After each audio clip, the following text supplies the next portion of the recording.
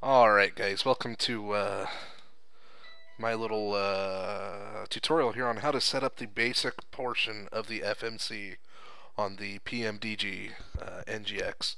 This is Brazilian Nick, also known as a SoCal F1 fan on some other parts of the planet and universe. But anyways, right now I am in this American Airlines 737-800. I got the paint right from Precision Manual's website. Nothing fancy. It is what it is. It works for what we're doing here. Um, Back inside our friend the virtual cockpit here, I already have APUs turned on. We got basic electricity. Nothing fancy. We just want to go through the basic setup of the FMC. I've already set up my nav switches to align and get set up, so we are ready to rock and roll as far as that goes. Easy thing here, the very first thing, obviously, before you do a whole lot of other stuff, you want to set your fuel. Put your fuel in the left side, the LSKs. Say I wanted to change the center fuel to 5,000. I would type in 5,000 into my scratch pad and then hit bam right on the LSK. If I wanted to type it in with the keyboard, I could click in this little area right there. You see that? Bing, bing, bing, bing, bing. That'll get you into your scratch pad area. To type stuff in with the keyboard, I just like hitting it with the mouse. I'm going to return here, and then if you wanted to switch your payload, change your passengers, cargo, all that good stuff's right here. I'm not going to mess with that right now. Your ground connections, generally you're going to sit with the chock set. You have your option if you want to do air start unit, air conditioning unit, the pivot covers, ground power. Some people play with the ground power on. I'm just going to use the APU because I don't want to have to deal with disconnecting it, and it looks kind of weird on pushback having a ground power cart hooked up to you. So we'll just play with the APU for now. I'm going to hit return on here. Doors, obviously I can open and close all the doors, no big deal. Pushback, I can set how long it's going to push back and which way it's going to go and how many degrees. So I can hit start to do it, but we're not going to do that now. Cabin lights on, manual, however you want to do it. You can play with it all here. So we're going to hit menu again. I'm going to go to the FMC. First page that comes up is the ident. It's telling me my nav data is out of date. I'm using still the March 2012 air data, and I have the April one already, and I just have not installed it because I am fat and lazy, and that is what I like to do. So I'm going to hit clear there because I really don't care. I'm going to go to my position initialization. I'm going to click up here on the right side, the number 1, and I'm going to, that copies it into my scratch pad, and then I'm going to click on right side number 1, 2, 3, number 4, and enter that as my position. Next up, we are set there. Let's go to our route. I'm just going to do a basic route. It might not even be the most accurate route in the world, and it might not even work. But we're just putting a route in to make a route inside the FMC. You need to get your route, either make it yourself, find it online, or do as I usually do. I have a subscription to VRoute, and I use that to get a lot of my routes when I fly with my VA Northlink Airlines. And that's generally how I run it, or I can use a company route, whatever it happens to be. But this time I'm just going to throw a route in there. Like I said, it may not work or be the best, so all you commenters and haters out there, you can comment and tell me how horrible of a person, how horrible a pilot I am. I really don't care. This is just for demonstration purposes. I'm not going to pull the plane up. I'm not going to fly it in this tutorial. I might do that, but for right now, we are just going to throw something in the FMC, get it booted up and ready to take off, at least as far as the FMC is concerned. So what I'm going to do is I'm going to put in my origin airport. I am at St. Paul, Minneapolis. We are at KMSP, Minneapolis, St. Paul. And my destination is KJFK, John F. Kennedy. If I was going to load a flight that I had already saved, I would have typed in the flight number and the information there in the company route on LSK2. but we're not going to do that. So once we have this set up, so I have my origin in LSK1, my destination in RSK. Just let you know, LSK is left side, R I'm going to say is the right side. 1, 2, 3, and 4 just go down the buttons. Next up, once we have my initial route set in here, I'm going to hit the departure arrival button underneath the climb button. And then I'm going to hit departure for KMSP, which is LSK1. I'm going to choose a departure. As you see, if I go through these next pages, my SIDs are on the left, runways are on the right. I can keep going through all the different SIDs that are available in this air cycle. And we're just going to go with the first one, this COULT, Colt 4. It's going to ask me for a transition, and the transition point to go from the SID out onto the actual flight the rest of the way is going to be DLL. So I'm going to select that. Not knowing what all is out there, I'm just going to select a runway at this time. Generally, your ATC will tell you if you're flying online on VATSIM. Find out what ATIS is going on and which runways are in use. I'm just going to select a runway at this time, and I'm going to go with 12 left, because that sounds good. So now you'll see that next to Colt 4 it says select. Next to runways 12 left it says select. And then next to the transition point it's saying select. That means I've selected those to put into my flight plan. So if I go back to my route, I now have page 1 of 2 and an activate button, but we're not ready yet. So if I go next page, it's going to show my departure is the Colt 4 SID via the DLL transition, and that's why the 2 for is DLL in the right hand side. Next up in my flight is going to be an airway. If I was just going to go to another heading or another nav point itself, I would click on the legs page and go to the next available thing, type it in, and put it in there. But since my next one's actually an airway, you have to put the airways in on the route screen. As far as I know, and obviously I am not a professional pilot, I am a sim pilot and I have fun and I drink beer, so it is all good. So what we're going to do is we're going to put J34 in on the left hand side. So it's going to go in LSK2, so I'm just going to type into the scratch pad here J34. Did I say 134? Probably. Anyways, J34 is where I'm going for. So I'm going to put that in the left hand side. Then it's going to say then, and I'm going to have a bunch of little boxes on RSK2, right side button number 2 here. And that's because I have to have a transition point getting off of that jetway. And that is going to be BAE. So I'm going to type that in here on the right hand side on RSK2. BAE, and there it is.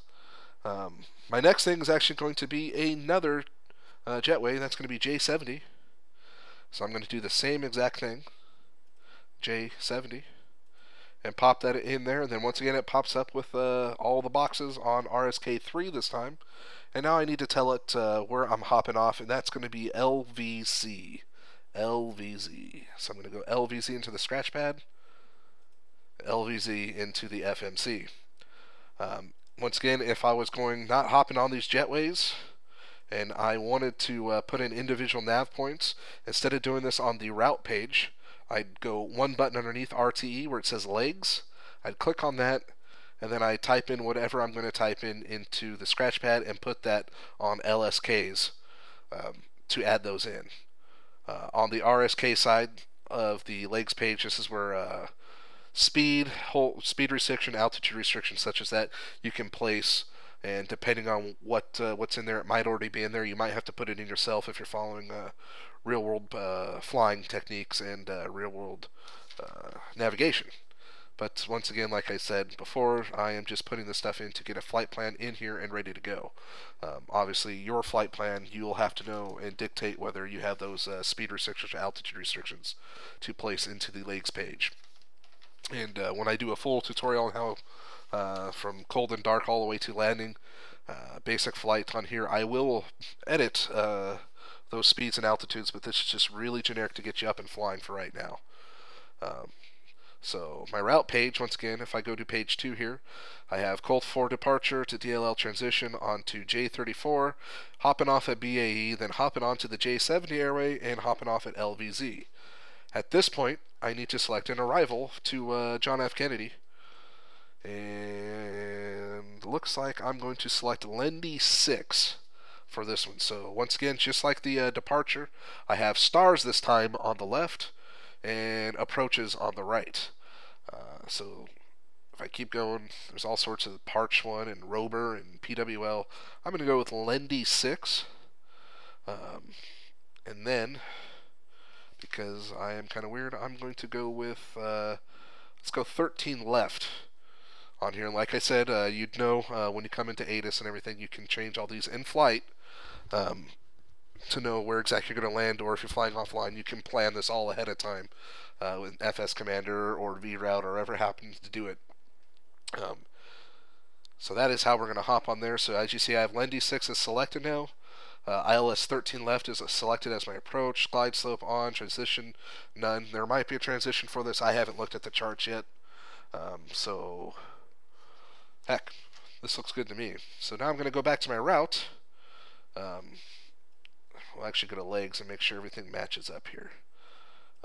As you see here on the legs, it's telling me that that Colt 4 departure. I'm going to fly runway heading and then 119 degrees. ATC should vector me out to taxi from there, and then go on from there. So let's make sure there's nothing crazy, no crazy disconnects or anything in here. LGA, there's a disconnect. So we have LGA coming off of J70 here. LVZ hops us off J70.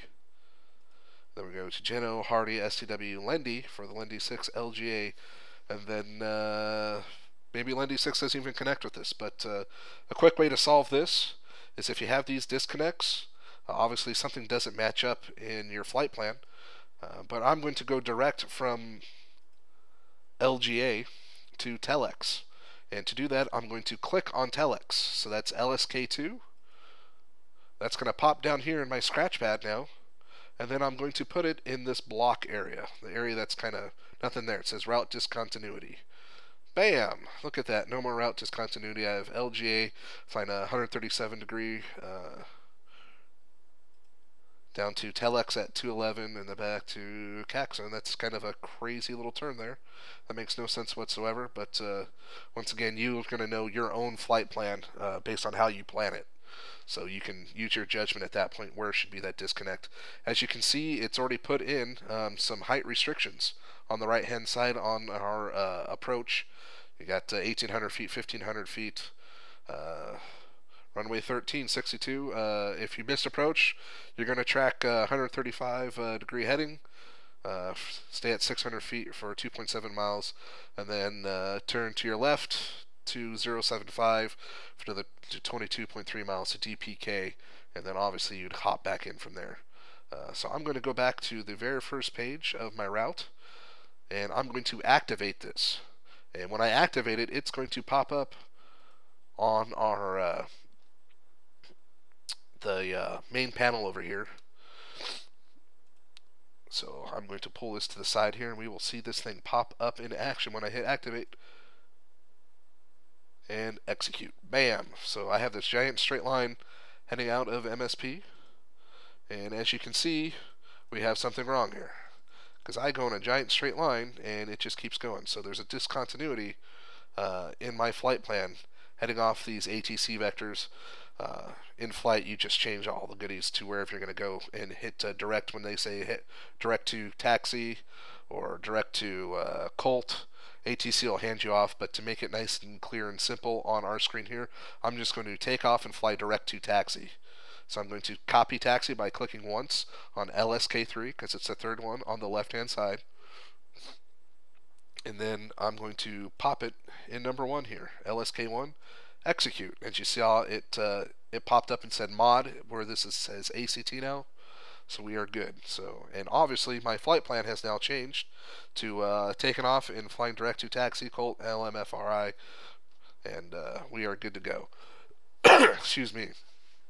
So next up, and I can just tone my map out. There it all is. Next, you need to set your performance initialization. So the nice thing about the NGX here from PMDG is they made this really simple. You can know your zero fuel weight, but frankly, I don't know the number off the top of my head. And I like planes, but I don't like planes that much.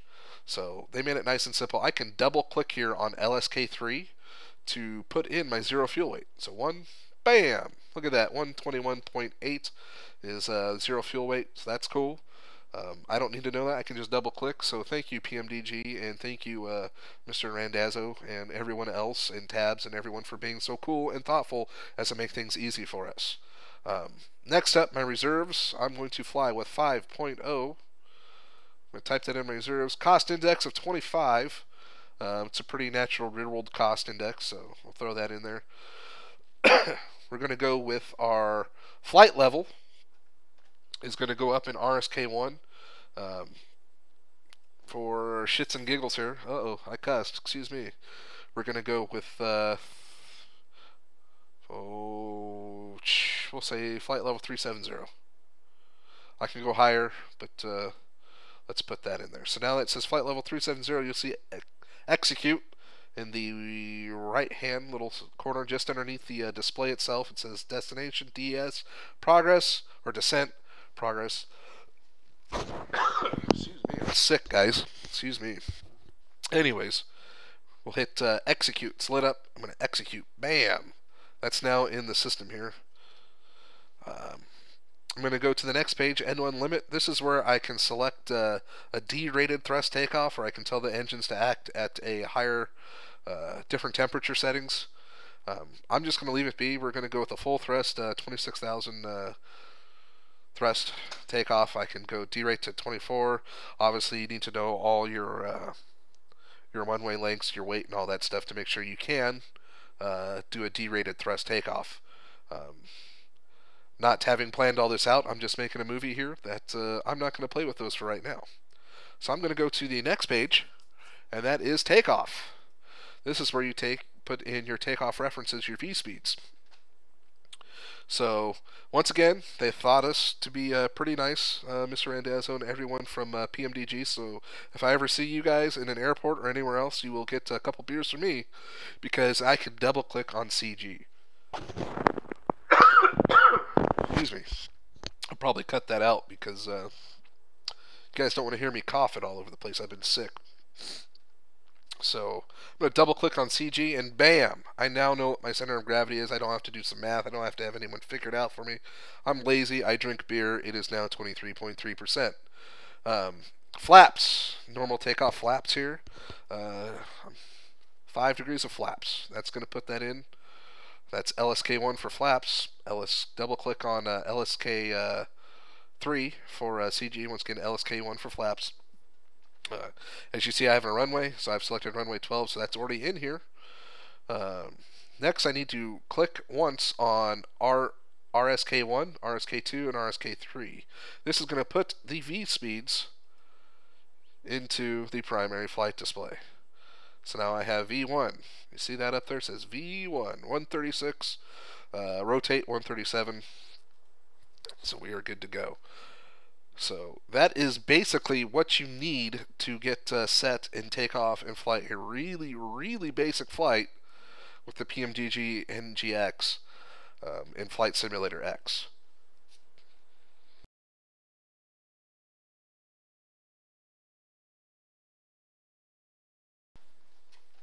From here, you'd set your MCP, your mode control panel, to reference in with what's going to happen.